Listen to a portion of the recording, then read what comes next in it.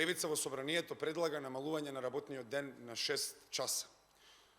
Иако ова е еден од нашите најголеми програмски приоритети, сметаме дека ова не произлегува само идеологија, туку од времето кое ги диктира промените и од цивилизацијскиот напредок на човештвото.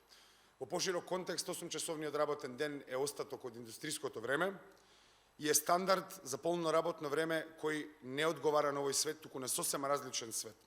Овој свет кој денеска го живееме има зголемена продуктивност благодарение на технологијата.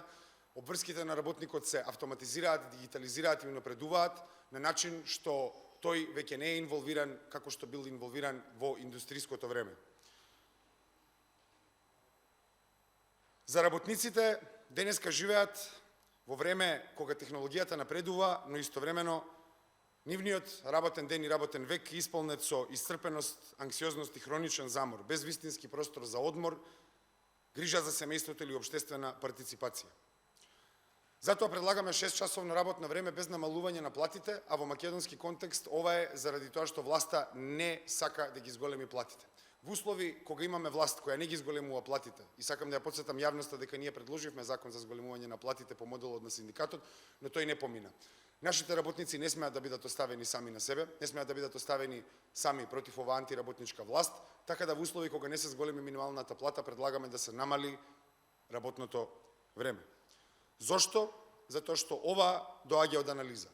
Исланд, Велика Британија, Шведска, Јапонија, Германија, Франција и многу други држави веќе имаат воведено помало работно време или експериментираат со модели за помало работно време.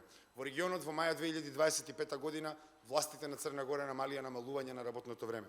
Сите анализи покажуваат дека резултатите се јасни. Подобра продуктивност, помало отсуство од работа, подобро ментално здравје и зголемена лојалност кон работните обврски на работниците. Ниедно од новија земји не претрпе економски удар, туку напротив, многу фирми, државни и приватни пријавија раст. Ова не е само човечки напредок, туку ова е економска рационалност.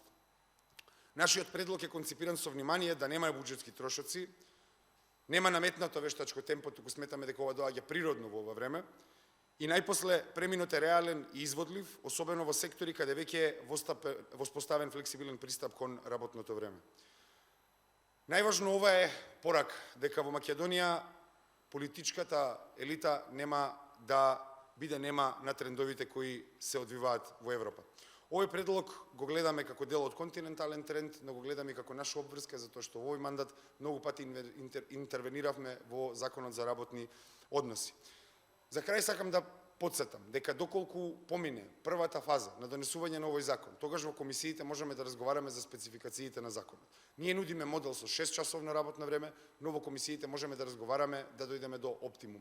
Тоа што е битно е да се наметне јавен притисок, битно е да се вклучат синдикатите, здруженијата на работниците, оние здруженија кои се бават со работничките права, оние здруженија кои се бават со физичкото и менталното здравје на нашите граѓани.